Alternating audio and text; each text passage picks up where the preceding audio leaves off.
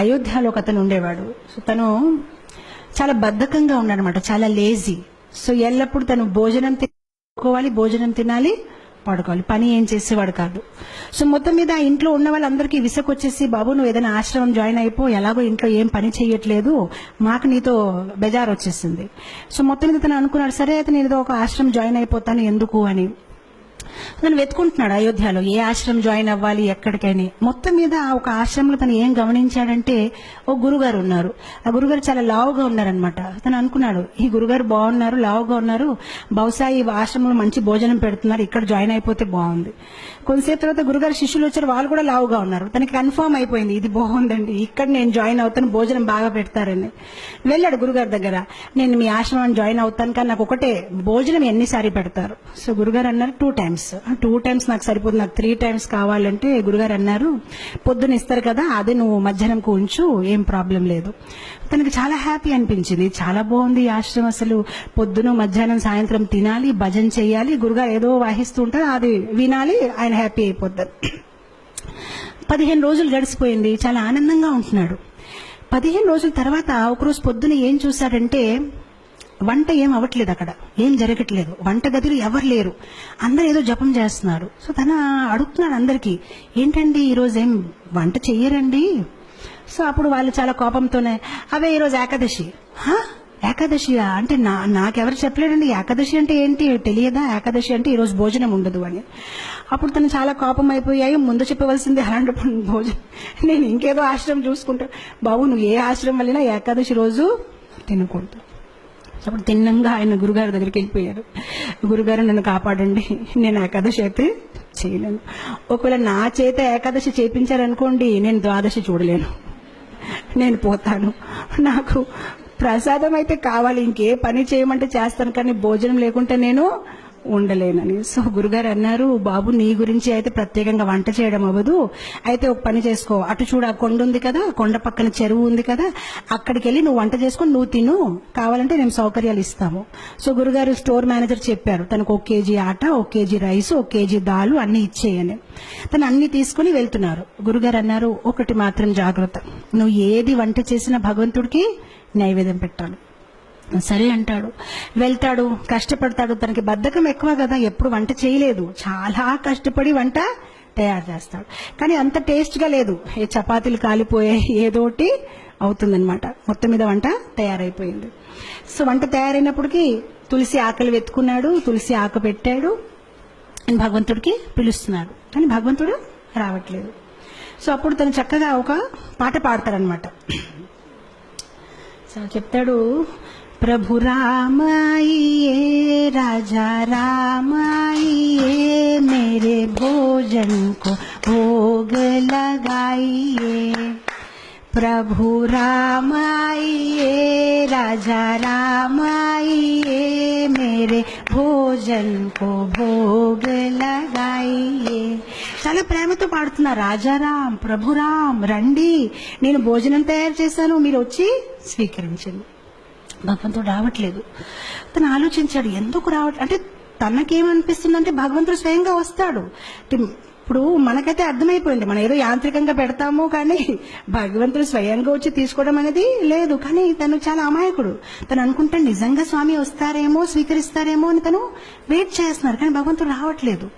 అప్పుడు తను ఆలోచిస్తానమాట, తనకు ఒక ఐడియా వస్తుంది, ఓహో ఎందుకు భగవంతుడు రావట్లేదంటే, గుడిలో అయితే రాజభోగం, పకోడీలు, పూరీలు, పాయసము అన్ని తయారు చేస్తారు, నేనేదో సింపుల్ గా రైస్ దాల్ తయారు చేసి అందుకోసం రావట్లేదేమో అని. సో అప్పుడు తను భగవంతుడికి వాదిస్తారనమాట. తను భగవంతుడితో అంటారు, భూల్ కరోగే యది తజ్ దోగే భోజన రూఖా సూఖా, एकादशी आज मंदिर में है, बैठे रहोगे भूखे, राजा राम आइए, प्रभु राम आइए, मेरे भोजन को भोग धराइए. సో తను అంటాడు, బహుశా మీరు అనుకుంటున్నారు ఇతని దగ్గర ఎందుకు వెళ్ళాలి, నేను చక్కగా గుడికి వెళ్ళి అక్కడ పూరీలు పకోడాలు తింటాను, కానీ తప్పు చేస్తున్నారు, గుడిలో ఏకాదశి ఉంది, ఆకలిగా కూర్చుంటారు, ఏమీ దొరకదు, కనీసం నేను ఎంత కొంత పెడుతున్నాను వచ్చి తీసుకోండి, అది కూడా మిగలదు అని. ఎప్పుడైతే ఇలా పాడడం మొదలు పెట్టారు భగవంతుడు నవ్వు వస్తుంది. సో భగవంతుడు సీతామాతతో అన్నారు, సరే రా తినేసి వద్దామని. సో సీతామాతని తీసుకుని భగవంతుడు వెళ్తారనమాట అక్కడ నైవేద్యం తీసుకోవడానికి. ఎప్పుడైతే భగవంతుడు వస్తారో తను భగవంతుని చూసి ఆనందించడు. తను సీతామాత వైపు చూసి ప్రసాదం వైపు చూస్తాడు, సీతామాత వైపు చూసి ప్రసాదం వైపు చూస్తాడు. తను ఆలోచిస్తాడు, నేను ఒక్కరిని పిలిస్తే ఇద్దరు వచ్చేసారేంటి. సో ప్రసాదం వైపు సీతామాత, ప్రసాదం అప్పుడు శ్రీరాముడు అడుగుతారనమాట, ఏ నీకు ఆనందంగా లేదు? ఆనందంగానే ఉందండి, రండి కూర్చోండి అంటాడనమాట. మనసులో ఆలోచిస్తారనమాట, ఒక్కరిని పిలిస్తే ఇద్దరు వచ్చారు, సరిపోదేమో భోజనము, నాకు వీళ్ళు ఏకాదశి చేపించే ఉంటారేమో ఈరోజు అని. సో మొత్తం మీద భోజనం పెడతారు, వాళ్ళిద్దరు తింటారు, హ్యాపీగా వెళ్ళిపోతారు, తిని ఏకాదశి చేసుకుంటారు. ఎందుకని ఇంకేం మిగిలేదు. ఇంకో 15 రోజులు గడిచిపోతాయి, మళ్ళీ ఏకాదశి వస్తుంది. ఈసారి తన గురుగారికి చెప్తాడనమాట, గురుగారు 1 కేజీ ఆట సరిపోవట్లేదు, 2 భగవాన్లు వస్తున్నారు, మీరు ఒక్కరంటే భగవాన్ 2 వస్తున్నారు, ఇంకా కొంచెం ఇవ్వండి. గురుగారు అనుకుంటాడు, తిని కొంచెం లావుగా ఉన్నాడు కదా, భోజనం ఎక్కువ కావాలి, ఏం మాట్లాడుతున్నారు ఏంటో, సరే తీసుకువెళ్ళి ఇంకా కొంచెం ఆట ఇంకా కొంచెం దాలంటారు. ఈసారి తీసుకువెళ్తాడు, చక్కగా వంట చేస్తాడు, తులసి ఆకులు పెడతాడు, మళ్ళీ స్టార్ట్ చేస్తాడు. ఈసారి భజన్ మార్చేస్తాడు, రాజా రామాయియే సీతారామాయియే మేరే భోజన్ కో భోగ ధరాయియే. ఈసారి ఇద్దరిని పిలిచాడు, రాజారామ రండి, సీతారామ రండి. భగవంతుడు ప్రత్యక్షం అయిపోతారు. కానీ ఈసారి లక్ష్మణ్ని తీసుకొస్తారు. సో భగవంతుడు అంటారు, నీకు ఆనందంగా లేదా? మేము వచ్చేసామంటే ఆనందంగానే ఉందండి, కానీ లక్ష్మణ్ వైపు చూస్తారు, ప్రసాదం వైపు చూస్తారు, లక్ష్మణ్ వైపు చూస్తారు. ఇద్దరిని పిలిస్తే 3 వచ్చారు. ఈసారి కూడా నా ఏకాదశి అయిపోయింది, నాకేం మిగలదు అని. అయితే రండి కూర్చోండి భోజనం పెడతానని భోజనం పెడతారు, భగవంతుడు తింటారు, వెళ్ళిపోతారు. తను అనుకుంటారు, సరే అయితే నెక్స్ట్ టైం నుంచి 3 people. మళ్ళీ వెళ్తారు గురుగారి దగ్గర, గురుగారు కొంచెం ఇది సరిపోవట్లేదు. సరే గురుగారు ఒప్పుకుంటారు, సరే ఇవ్వండి, మేబీ సాయంత్రం పూట మళ్ళీ తింటాడేమో అని. ఈసారి మళ్ళీ పాటలు పాడడం, ఏకాదశి రోజు వెళ్ళాడు, వంట చేశాడు, తులసి పెట్టాడు. రాజా రామాయియే సీతారామాయియే లక్ష్మణ్ సాథ్ లాయియే మేరే భోజన్ కో భోగ్ ధరాయియే. వచ్చేస్తారు సీతారాం, లక్ష్మణ్ అండ్ హనుమాన్. ఇతను మళ్ళీ భోజనం వైపు చూస్తారు, హనుమాన్ వైపు చూస్తారు, భోజనం వైపు చూస్తారు, హనుమాన్ వైపు చూస్తారు. ఇదేం పద్ధతి కాదు, ఒక్కరు పిలిస్తే ఇద్దరు, ఇద్దరు పిలిస్తే ముగ్గురు, ముగ్గురు పిలిస్తే 4. శ్రీరాముడు మళ్ళీ అడుగుతారు, నీకు సంతోషంగా లేదు? చాలా సంతోషంగా ఉంది, రండి కూర్చోండి అంటాడు, భోజనం పెడతారు. ఈసారి ఎప్పుడైతే సీతారాం ప్రసాదం అన్ని తినేసి వెళ్ళిపోతున్నారు, అప్పుడు తను అడుగుతారు, ఏమంటే ఏం అనుకోకపోతే నెక్స్ట్ టైం ఎంతమంది వస్తారండి? మీరు ముందు నుంచి చెప్తే నేను కొంచెం, అంటే నాకు 4 ఏకాదశులు అయిపోయాయి, కనీసం నేను కొంచెం ఎక్కువ తెచ్చేస్తానంటే శ్రీరాముడు ఏం చెప్పరు, నవ్వుతూ వెళ్ళిపోతారనమాట. తను ఆలోచిస్తారు, సరే నేను ఏదో ఒకటి చెయ్యాలి, ఎందుకంటే కుటుంబ సహితం వచ్చేస్తున్నారని. మనం మ్యారేజ్ కార్డులో కూడా 1 పెట్టి 1 వస్తారు, కానీ ఇద్దరు ఇదేంటి ఇలా ఉందని. తర్వాత ఏకాదశి రోజు మళ్ళీ గురుగారు చెప్తారు, నాకు 10 కేజీ ఆటాలు కావాలి, 10 కేజీ రైస్ కావాలి. గురుగారు అనుకుంటారు, ఇదేదో ప్రాబ్లం ఉంది, బహుశా తను అమ్మేస్తున్నాడేమో, ఎంత ఎవరు తినలేరు, తప్పకుండా అమ్మేస్తున్నాడు. సో గురుగారు అంటారు శిష్యులతోనే, పర్వాలేదు తను అడిగింది ఇచ్చేయండి, తర్వాత మన పని చూద్దామని ఇచ్చేస్తారు. ఇప్పుడు గురుగారు అంటారు శిష్యులతోనే, మనం ఏం చేద్దామంటే కొంతసేపు తర్వాత వెనక వెళ్ళి చూద్దాం, ఎక్కడ అమ్ముతున్నారు, ఏ షాప్ లో వెళ్ళి అమ్ముతున్నాడు. ఈసారి వెళ్ళాడు, తను సామాన్లన్నీ దింపాడు, కానీ వంట చేయలేదు. వంట చేయకుండా పాటలు పాడడం మొదలు పెట్టారు. సీతారామాయియే రాజా రామాయియే లక్ష్మణ సాథ్ లాయియే హనుమాన్ लाई मेरे भोजन को भोग धराइए. వచ్చారు సీతారామ లక్ష్మణ్ హనుమాన్ భరత్ శత్రుఘ్న కౌశల్య సుమిత్ర కైకేయి మొత్తం పరివార కుటుంబం అందరూ వచ్చేసారనమాట.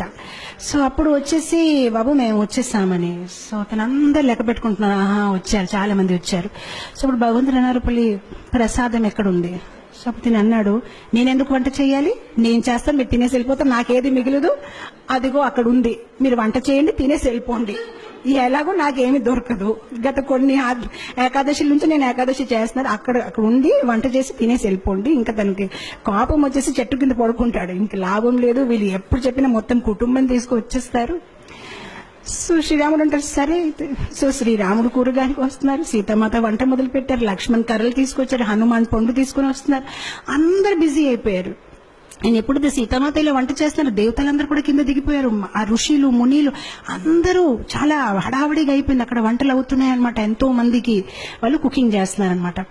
అండ్ అదే సమయంలో అక్కడ గురుగారు వచ్చారు శిష్యులతోని, అంటే చూద్దాం ఇతను ఏం చేస్తారని. కానీ గురుగారికి ఏమీ కనిపించట్లేదు. ఆయనకి ఎలా కనిపించిందంటే చెట్టు కింద ఇతను పడుకొని ఉన్నాడు, ఆ సామాన్లు అక్కడ పడేస్తున్నాయి. సో అప్పుడు గురుగారు తను లేపి చెప్తున్నారు, నువ్వు చెయ్యవా వంట, ఏం చేస్తున్నావని. అప్పుడు శిష్యుడు చెప్తారు, మీకు కనిపించట్లేదా, ఇంతమంది వంట చేస్తున్నారు, ఇగో చూడండి సీతామాత ఏం ఇగో చూడండి ఇదేమవుతుందని. అప్పుడు గురుగారు అంటే నాకేమీ కనిపించట్లేదు. సో అప్పుడు తను కోపంతో శ్రీరాముడు చెప్తారు, మీరు కనిపిస్తారా లేదా, లేదంటే నా మీద ఆయనకి సందేహం ఉంటుంది, కనిపించండి అని చెప్తారు. సరే కనిపిస్తామంటే అందరు కనిపిస్తారనమాట. సో అప్పుడు అందరు కనిపిస్తే గురుగారు ఇంకా కళ్ళల్లో నీళ్ళు వచ్చేసి, నేను ఎన్ని సంవత్సరాల నుంచి శ్రీరాముడిని పూజిస్తే నాకు దొరకలేదు, కానీ నీ ఒక సరళ స్వభావం, నీ ఒక అమాయకత్వం చూసి భగవంతుడు వెంటనే ప్రత్యక్షమయ్యారని ఆయన ఏడ్చి ఆ శిష్యుడిని కవగలించారనమాట. సో ఇక్కడ భగవంతుడు మన ఒక సరళ స్వభావం, మనలో వినయం ఎంత ఉంది, మనలో అమాయకత్వం ఎంత ఉంది. భగవంతుడికి కాంప్లికేటెడ్ పీపుల్ ఇష్టం లేదు. మనలో జ్ఞానం ఎక్కువ ఉంటే బహుశా భగవంతుడు నన్ను ఇష్టపడతారు అనేది కాదు, మనలో ప్రేమ ఎక్కువ ఉంటే భగవంతుడు మనని ఇష్టపడతారు. సరళంగా ఉండాలి. చెప్పాలంటే భగవంతుడికి ఎలాంటి పీపుల్ ఇష్టం, చైల్డ్ లైక్ ఇన్నోసెన్స్. ఎవరిలో అయితే ఎక్కువ హిపోక్రసీ, ఎక్కువ ఆలోచనలు లేదు, చాలా సింపుల్ హార్టెడ్ ఉంటారు, అలాంటి వాళ్ళని భగవంతుడు ఇష్టపడతారు.